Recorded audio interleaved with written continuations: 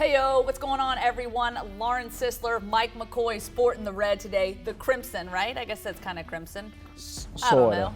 Hey, we're talking Alabama, LSU 2.0, but it's kind of funny, Mike. We were here a few weeks ago, I guess middle of November, right, doing this thing, and then it ends up the game getting canceled. Right. But I must admit, it's a little bit more chilly here in the early part of December, and it's really, really weird that the Iron Bowl has already happened, and we've got another regular season game.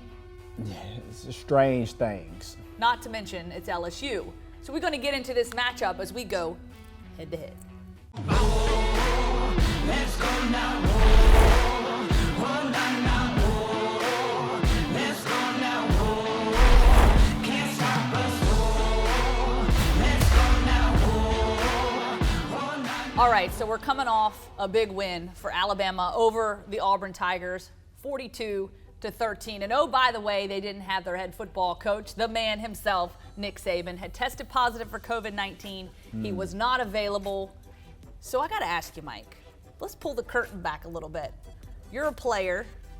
You find out your coach ain't going to be coaching you, even though he did it via Zoom during the week, but he's not available. He can't text. He can't call. He can't do nothing on game day. How big of an impact is that for the players in the grand scheme of things? Well, that actually happened to me my freshman year after Coach Schuler got fired. Oh. And Coach Kynes ended up coming into the bowl game as the head coach. So it was a little different deal. It was. At the end of the day, the goal was to win.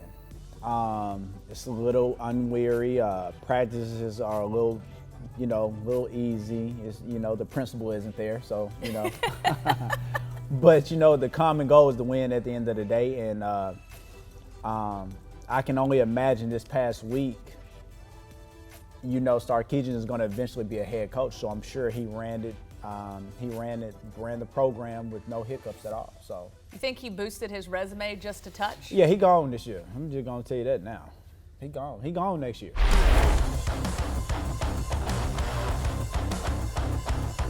All right, so Nick Saban, he's going to put the suit on, and he should be out on the field against LSU when Alabama travels to Baton Rouge. So he's expected to be available. He's expected to get through his quarantine period, get cleared to coach. With that being said, it's going to be a fun matchup. I don't know how much fun it's going to be for the LSU Tigers, but Alabama obviously had a great game against the Auburn Tigers, and I want to point this out to you guys because this is good. So Michael Casagrande, he's my colleague here at AL.com. I'm going to read this out to you because this is good. So Alabama LSU last year, all right, was a meeting of top 3 teams, 2 Heisman caliber quarterbacks, a presidential visit, and skyrocketing ticket prices, okay? Now, only a fraction of the Tiger Stadium seats will be sold to a 3 and 4 LSU team with 2 true freshman quarterbacks taking on Heisman candidate Mac Jones. Mac 10, you love Mac 10. Alabama is a 28-plus point favorite, by far the biggest spread in Saban's time with the Tide. So that being said, we'll talk about the offensive side of the football. First, Mac 10, put your boy on a pedestal because we know that's where you got him. Mac 10, him and D. Smith, they put on the show. I think that is honestly the best duo in college football right now, quarterback to receiver. I said it for the longest time, this kid is a route runner. He is a game changer. Honestly, last year, he was probably my favorite receiver. Don't get me wrong. He is a true craftsman of his art. He can run routes, he can block, he can catch the deep ball, he can catch the short run and take it to the house. He is efficient. And Mac 10, he airing the ball out. He airing that Mac 10 out. He's doing what he do. So Devontae Smith, 171 yards. Special. In the Iron Bowl. Very special. Najee Harris came in 96 yards, didn't quite hit the 100 mark, but had a great performance as well, especially there in the second half of that football game. Now, on the flip side of that, LSU does have a pretty decent pass defense. They took on Texas A&M, number 5 team in the country right now. Kellen Mond, who can be a mobile quarterback. They limited him to 105 yards last week. So that's, that's something to reckon with. And then you got the run defense, which has played well at times for the LSU Tigers. But you know what? They give up some explosive plays, and I think that's where Alabama's going to get these guys because Alabama's known to, like you said, air it out, pick up some explosive plays. do what they do best. And so I think that's going to be an interesting matchup just to see if this LSU pass defense can get pressure on, obviously, Mac Jones and this receiving core.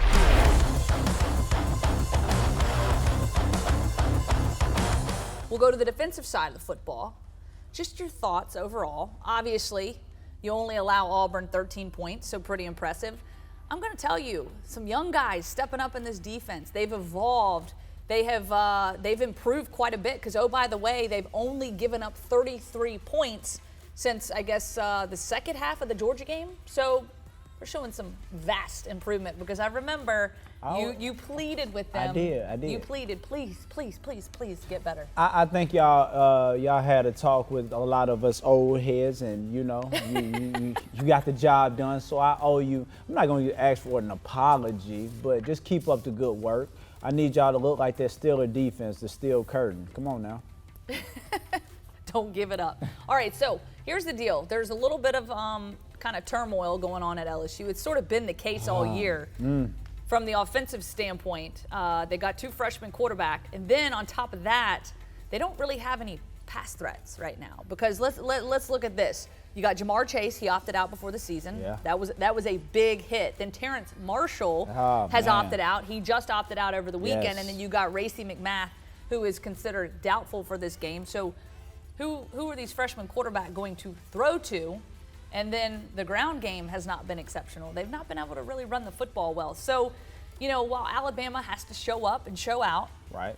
continue to improve, Right. continue to get better because, oh, by the way, they're basically staring at a potential matchup with Florida as long as Florida takes care of business against Tennessee this weekend. So that'll be the SEC championship game matchup. That being said, I think this is going to be another one of those games where Alabama, they're just dominant. They're just dominant in all phases of the game, and I don't think they're going to miss a beat when they go to Baton Rouge in a maybe less than exciting matchup that we've seen between these two teams as of late. I'm gonna say practice. This might be look like a scrimmage out there. So, but I'm gonna say this: it's always that ram in the bush. I'm gonna hit y'all with an old Bible verse, like my mama always said, a little ram in the bush, meaning somebody else is gonna show up and make a play. I know they don't have a lot of weapons on the offense side of the ball. I'm speaking on LSU. But they're LSU for a reason. So I'm not going to overlook them. I'm not going to put anything past them. Coach O is a heck of a coach. We saw it last year. He took a great amount of the talent and he found a place and spot for everybody. I mean, they looked amazing. So him and Coach Saban have a lot of history together. So I'm not going – it's going to be a blowout. But they're going to have there's going to be some glimpses of beauty of what's to come for the future juggernaut between LSU and Alabama. But this week, that's not going to happen. All right, so prediction time. You said it's going to be a blowout. Yeah, let me go with this offense, Alabama offense. I'm going to hit you with 52. With this LSU, I'm going to give you 9. All field goals. Whoa. All right, I got Alabama scoring 49. My score, I'm with you there. I think that Edo, he's a good coach. He's putting things together. It might not be the year that they're looking for, but I got 49-20. You know something I don't. It's guaranteed that I die a legend. Yeah, son God, homie, I'm reverend. Great, just protecting my investment. Ask about me, integrity's not a question.